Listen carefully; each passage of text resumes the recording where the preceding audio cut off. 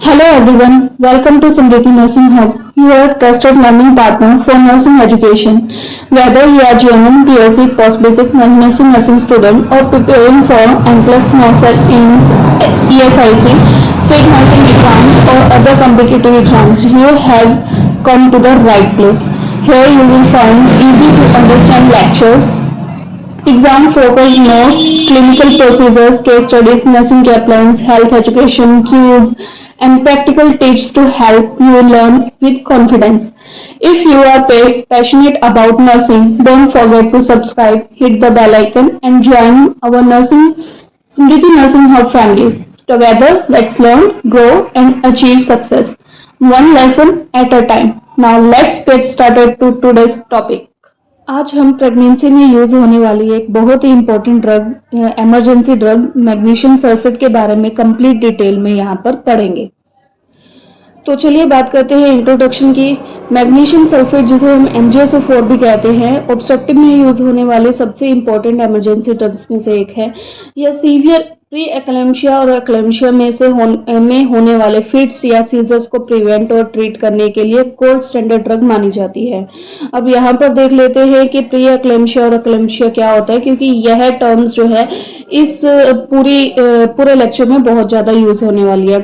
Pre eclampsia एक ऐसी condition होती है, एक ऐसी प्रेगनेंसी कॉम्प्लिकेशन होती है जिसमें हाई ब्लड प्रेशर, यूरिन के अंदर प्रोटीन की प्रेजेंस वगैरह ये सब कुछ देखे जाते हैं।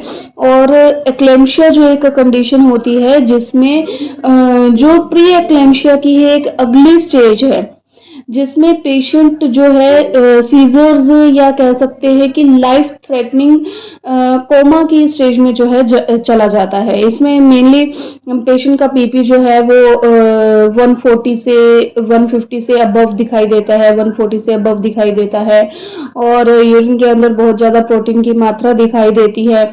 ठीक है, तो मतलब ये कहने का मतलब ये है कि जब पेशेंट प्रेगनेंसी के स्टेज में भी होता है बट उस टाइम पे उसे सीजर्स भी आ रहे हैं, मतलब उसे ऐसे झटके लग रहे हैं या मिर्गी के दौरे आ रहे हैं, और ज्यादा सीवियर कंडीशन में होने पर पेशेंट जो है कोमा जैसे स्टेज में जा रहा है, तो वहां पे पेशेंट को जो है MgSO4 ड्रग दिया जाता है।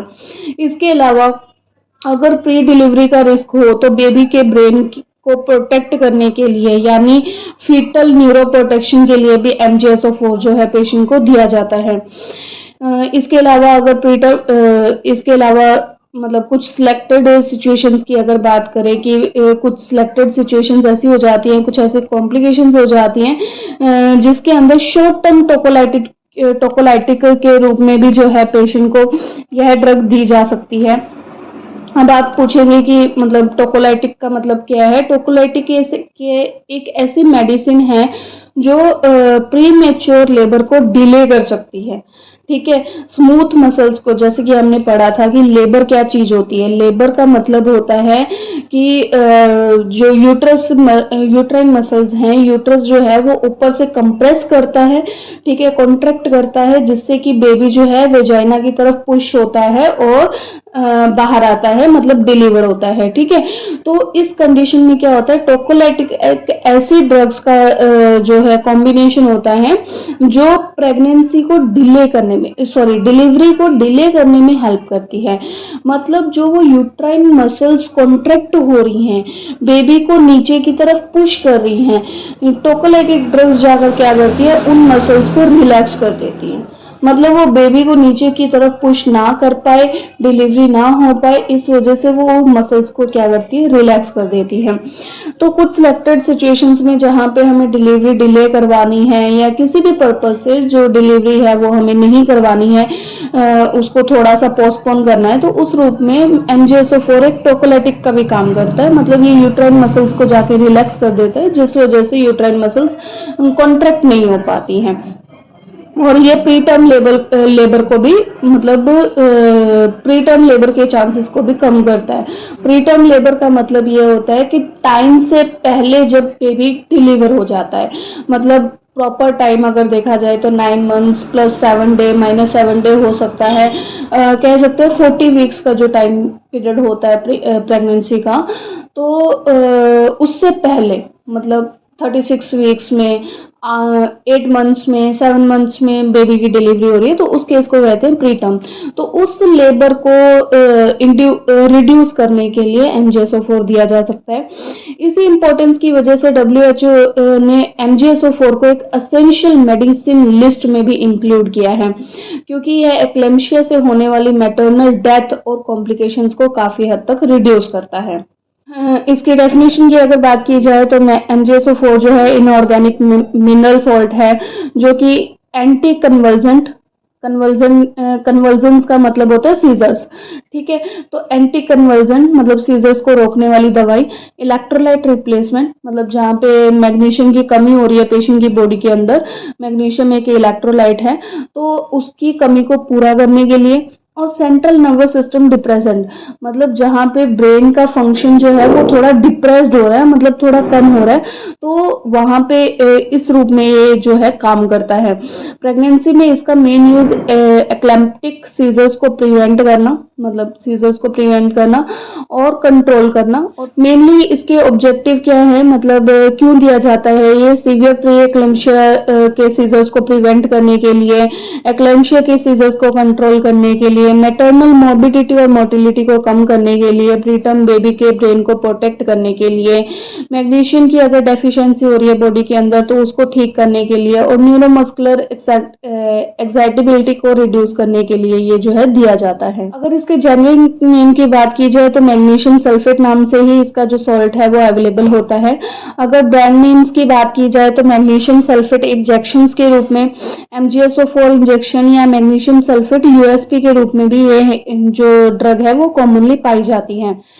थेरेपेटिक क्लास की अगर इसकी बात की जाए तो एंटी कन्वर्जन, जैसे कि मैंने पहले ही बताया है, कन्वर्जन का मतलब होता है सीजर्स और एंटी का मतलब होता है उसके अगेंस्ट, तो ये सीजर्स को प्रिवेंट करने वाली, और इलेक्ट्रोलाइट रिप्लेसमेंट मतलब जहां पे इलेक्ट्रोलाइट्स की कमी हो रही है, मैग्नीशियम की कमी हो रही है, वहां पे ये जो ड्रग है वो दी जा सकती है।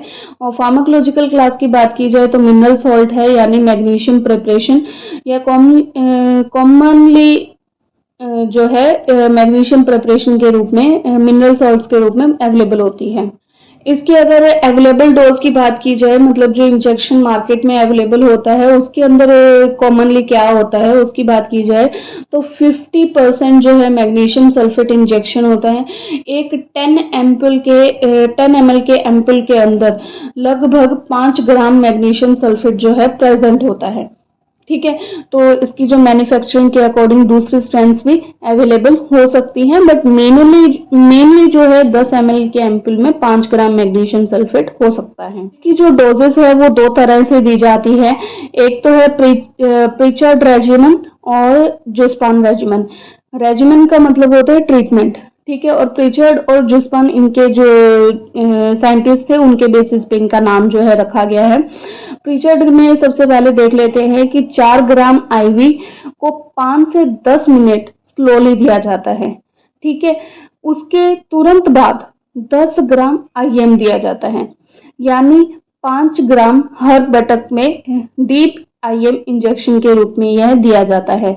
मेंटेनेंस डोज की बात करें, मतलब पहले तो स्टेट में तो 4 ग्राम IV और उसके बाद 10 ग्राम IM दिया जाता है, और उसके बाद मेंटेनेंस डोज की बात करें, मेंटेनेंस डोज का मतलब ये होता है कि किसी भी ड्रग को अचानक से, जैसे कोई हैवी ड्रग्स है उनको अचानक से बंद नहीं किया जाता, उनको धीरे धीरे उनकी डोजेस को कम करके उनको मेंटेन करके फिर उनको बंद किया जाता है।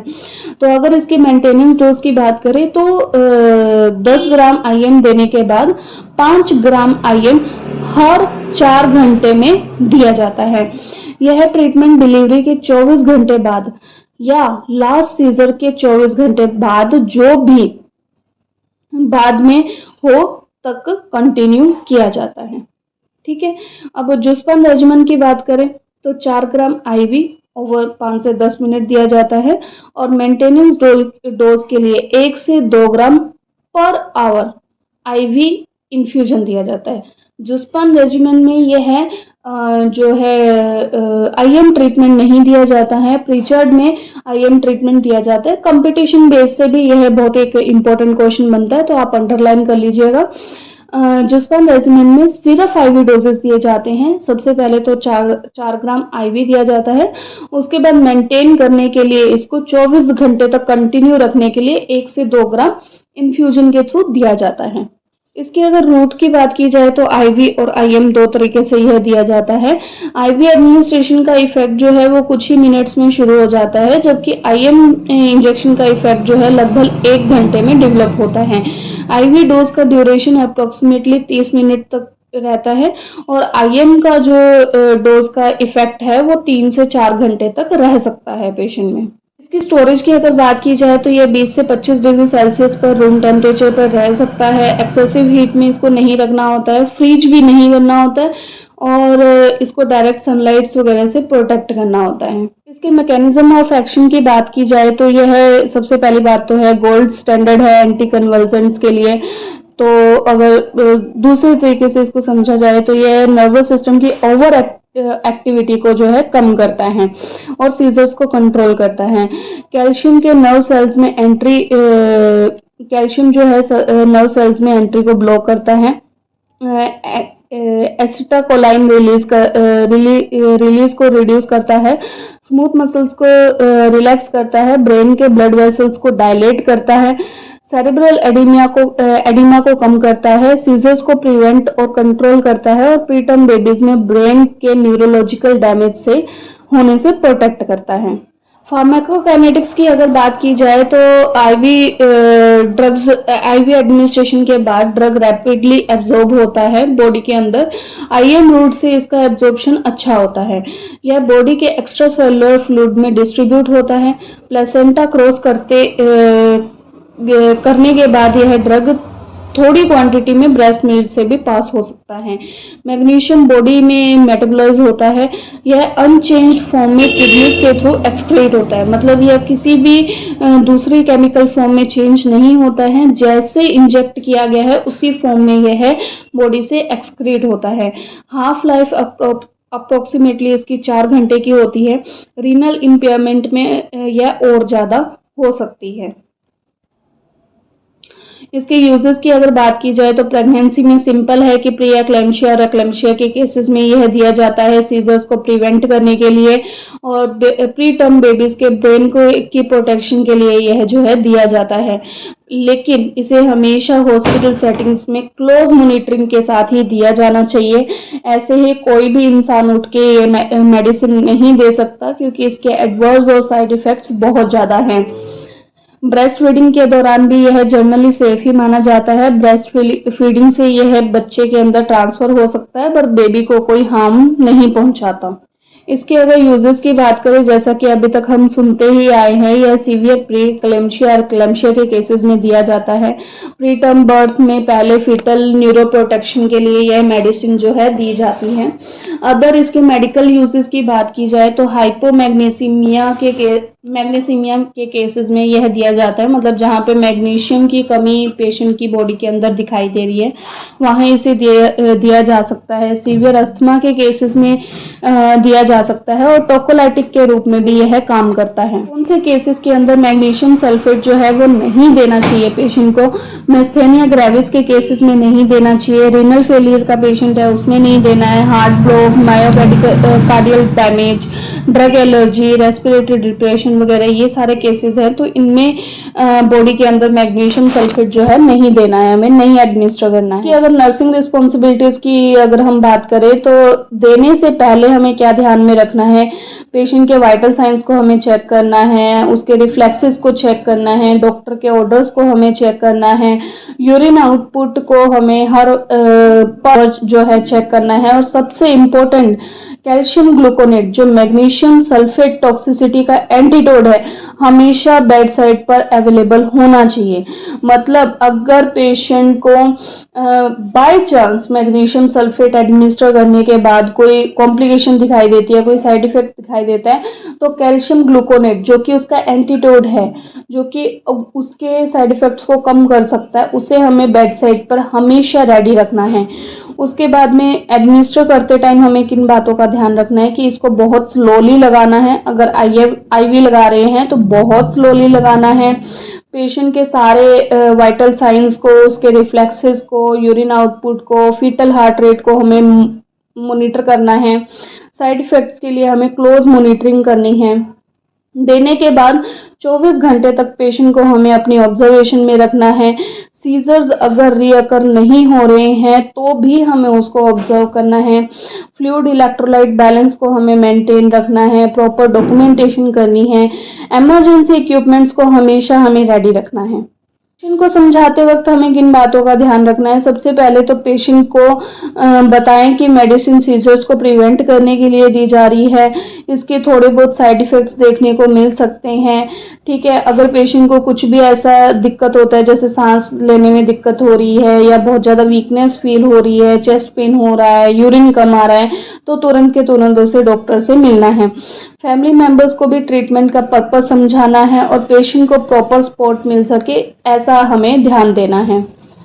एडवांटेजेस की अगर हम बात करें तो रिपीटेड सीजर्स को यह प्रिवेंट करता है, मैटरनल मोटिलिटी को रिड्यूस करता है, बेबी के ब्रेन को यह प्रोटेक्ट करता है, अफोर्डेबल है, सबसे इजी बात इसकी ये है, और रूम टेम्परेचर पे इसको मेंटेन करके रखा जा सकता है। WHO भी इस मेडिसिन को जो है रिकमेंड करता है। इनके डिसएडवांटेजेस की बात करें तो यह ड्रग जो है कंटिन्यूस मॉनिटरिंग के साथ ही दिया जा सकता है। रेस्पिरेटरी डिप्रेशन इसका सबसे मेन रिस्क होता है। कोमेटाइज होना पेशेंट का इसमें बहुत मेन रिस्क होता है। इसका एंटीडोट हमें हमेशा तैयार रखना पड़ता है और ट्रेंड हेल्थ प्रोफेशनल्स के द्वारा ही यह दिया जाना चाहिए। IM अगर इंजेक्ट करते हैं तो मतलब यह बहुत पेनफुल हो रहता है और किडनी डिसीज वाले पेशेंट्स में डोज बहुत ज़्यादा एडजस्ट करनी पड़ती है इसमें। तो अभी तक अगर हमने इस लेक्चर में क्या देखा वो एक बार समराइज कर लेते हैं थोड़ा सा। मैग्नीशियम सल्फेट के बारे में हमने आज थोड़ा डिटेल में पढ़ा है। यह मेडिसिन जो है सीवियर प्री एक्लेम्शिया और एक्लेम्शिया के केसेस में सीजर्स को प्रिवेंट करने के लिए और ट्रीट करने के लिए गोल्ड स्टैंडर्ड ड्रग मानी जाती है। प्रीटर्म बेबीज के ब्रेन को भी प्रोटेक्ट करने के लिए बहुत अच्छी ड्रग है, लेकिन इसके एडमिनिस्टर के दौरान respiratory rate, reflexes, urine output, vital science वगैरह को कंटिन्यू मॉनिटर करना पड़ता है। और एक बात हमेशा याद रखिए कि मैग्नीशियम सल्फेट का एंटीडोट कैल्शियम ग्लूकोनेट है, जो इमरजेंसी के लिए बेड साइड पर हमेशा अवेलेबल होना चाहिए। तो वीडियो को लाइक, शेयर और चैनल को सब्सक्राइब जरूर करें। आपका एक सब्सक्राइब हमें और भी क्वालिटी नर्सिंग एजुकेशन वीडियो बनाने के लिए मोटिवेट करेगा। अगर आप किसी स्पेसिफिक नर्सिंग टॉपिक पर लेक्चर चाहते हैं तो कमेंट सेक्शन में अपना टॉपिक जरूर लिखें। हो सकता है अगला वीडियो आपके सजेशन पर हो। तब तक के लिए कीप लर्निंग, कीप ग्रोइंग और स्टे हेल्दी। Thank you.